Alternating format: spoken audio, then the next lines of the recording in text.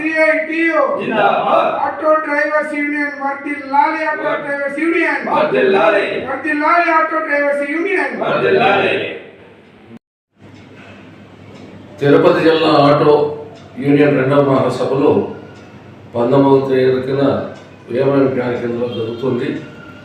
ఈ జరుగుతున్న నేపథ్యం ఎట్లుందంటే ఈరోజు ఆర్టీఓ కార్మికుల యొక్క బతుకులు చాలా ఇబ్బందుల పాలై కిస్తీలు కట్టుకోలేకుండా, ఆ ట్యాక్సులు కట్టుకోలేకుండా, ఫైన్లు కట్టుకోలేకుండా రకరకాల కూడా ఏదంటే విపరీతమైన ధరలు పెరిగిపోయిన డీజిల్ ఈరోజు రోజు గడుపు చాలా కష్టంగా ఉంది.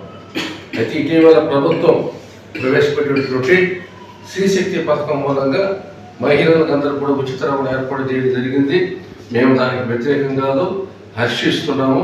అదే సందర్భంలో మా బతుకులు బజార్లో పడకుండా కాపాడవలసిన బాధ్యత ప్రభుత్వం పైన ఉంది.